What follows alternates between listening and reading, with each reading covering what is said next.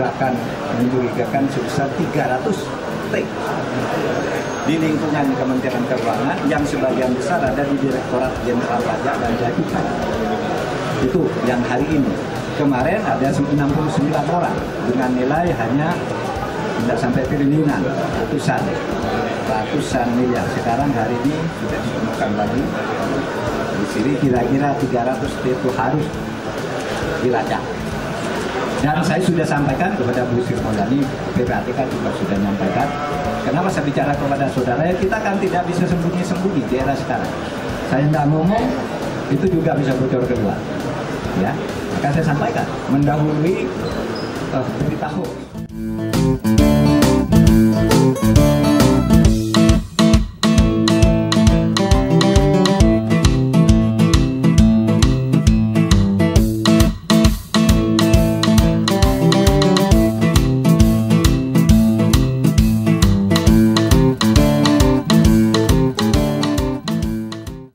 Sahabat Kompas.com, dua anak Presiden Jokowi yakni Gibran Rakabuming Raka dan Kaisang Pangarep dilaporkan ke KPK.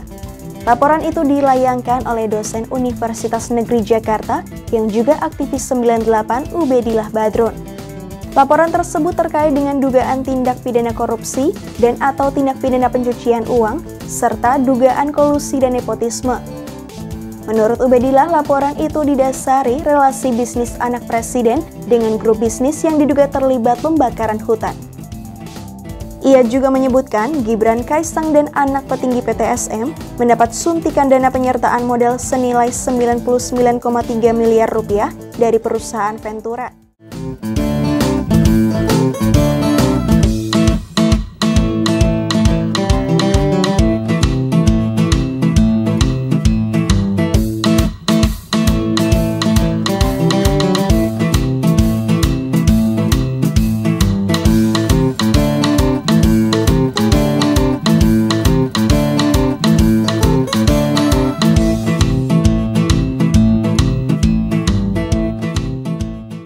Bismillahirrahmanirrahim. Assalamualaikum warahmatullahi wabarakatuh. Salam perubahan. Sahabat semua, kita dapat kabar kemarin ya, Kaisang, anaknya Pak Presiden Joko Widodo, membeli saham 8% sih.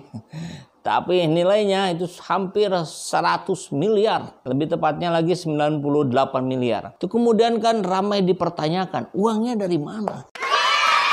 Kan jualan pisang. Ini kemudian para ahli atau bahkan rakyat jelata sekalipun bisa memperkirakan hasil dari jualan yang seperti itu dapatnya berapa sih?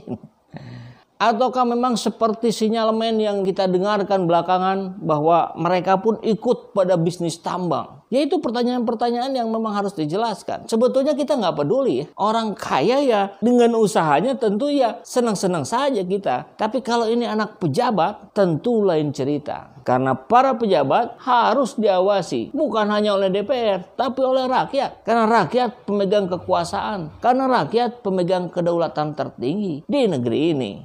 Hari ini ada anak kecil, anak bawang, ya kan, beli investasi ratusan miliar. Duit dari mana?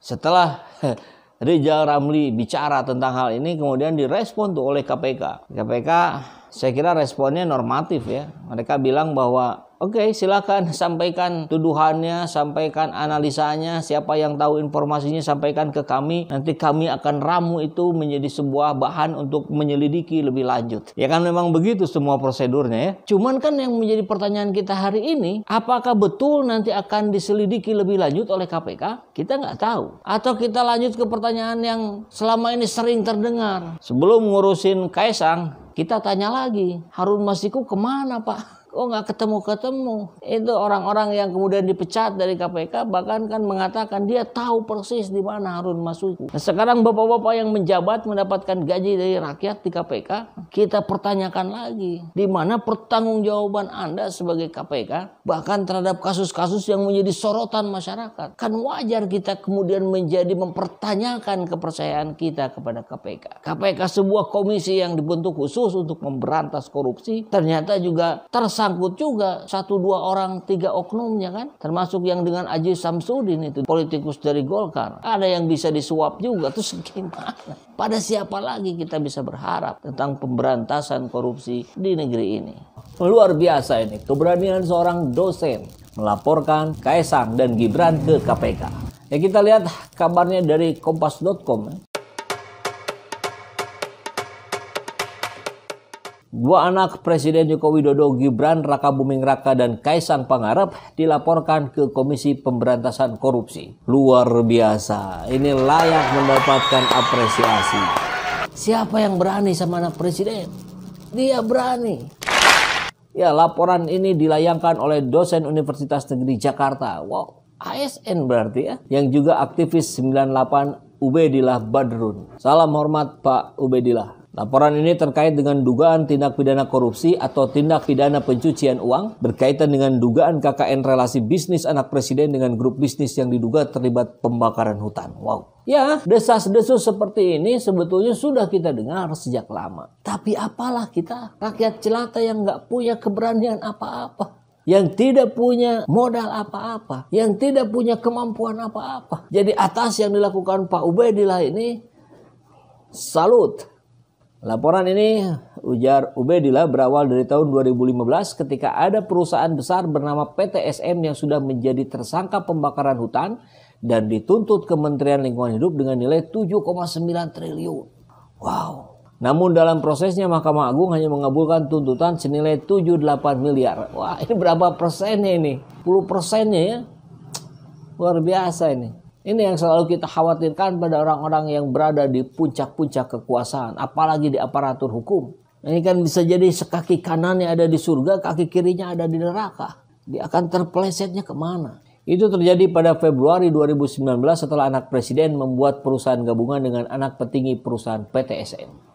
Menurut dia, dugaan korupsi, kolusi, dan nepotisme tersebut sangat jelas melibatkan Gibran, Kaesang, dan anak petinggi PTSM karena adanya suntikan dana penyertaan modal dari perusahaan Ventura. Jadi ada dana masuk kalau dia memiliki keyakinan besar. Ya gimana gak yakin anak presiden? Begitu logikanya ya. 2 kali diberikan kucuran dana, angkanya kurang lebih 99,3 miliar dalam waktu yang dekat. Dan setelah itu kemudian anak presiden membeli saham di sebuah perusahaan dengan angkanya cukup fantastis 92 miliar. Ya ini yang pernah kita bahas di video sebelumnya ya, tentang uang dari mana itu Kaesang. 92 miliar. Apakah hanya dari berjualan pisang? Saya lupa namanya apa itu. Tapi kan kubu sana yang mendukung secara buta, mati-matian membela. Katanya kalau outletnya banyak, untungnya ya jadi banyak. Betul, jadi banyak. Tapi kan kita punya hitung-hitungan angkanya. Maksimalnya berapa? Kan dari situ saja sebetulnya sudah kelihatan. Tapi ya kalau buzzer ya sulit ya. Mereka memang dibayar untuk membela mati-matian. Barangkali begitu. Dan ini bagi kami tanda tanya besar. Apakah seorang anak muda yang baru mendirikan perusahaan dengan mudah mendapatkan penyertaan modal dengan akaya yang cukup fantastis kalau dia bukan anak presiden? Karena dia anak presiden, maka memang jadi patut diduga adanya kolusi, nepotisme. Dalam laporan ke KPK tersebut, Ubedillah mengaku membawa bukti-bukti data perusahaan serta pemberitaan terkait adanya pemberian penyertaan modal dari Ventura. Ya, dan kita tahu seperti biasa respon dari KPK tentu adalah respon yang normatif. Kami akan pelajari dulu gitu ya. Terkait laporan tersebut, informasi yang kami terima benar hari ini telah diterima di bagian persuratan KPK, ucap Ali Fikri. Atas adanya laporan itu, KPK akan lebih dahulu melakukan verifikasi dan telaah terhadap data laporan yang diduga menyeret nama Gibran dan Kaesang tersebut. Verifikasi itu kata dia untuk menghasilkan rekomendasi. Apakah aduan tersebut layak untuk ditindaklanjuti dengan proses telaah atau kemudian diarsipkan? Diarsipkan. Dugaannya kan sudah begitu ya. Proses verifikasi dan telaah penting sebagai pintu awal apakah pokok aduan tersebut sesuai dengan undang-undang yang berlaku termasuk ranah tindak pidana korupsi dan menjadi kewenangan KPK atau tidak. Tidak. Ya mana berani sih sama anak presiden. Kalau memang berani ini benar-benar KPK luar biasa. Saya angkat 4 jempol saya ya. 2 tangan jempol, 2 kaki jempol. Karena ini adalah sebuah hil yang mustahil. Tapi kita lihat saja nanti ya.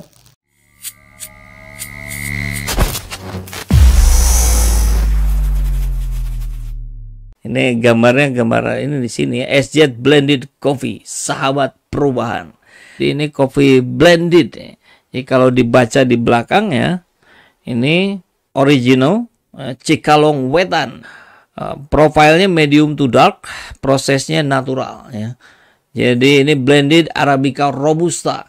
Ini kita jual untuk kita jadikan sebagai sebuah pergerakan kita dalam menegakkan keadilan. Baik, dan buat sahabat SZ juga, kalau yang mau bergabung dengan saya dengan lebih intensif, itu bisa gabung sebagai membership, sebagai pelanggan ya.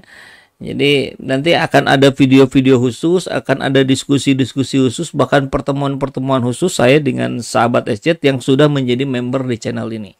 Caranya gimana?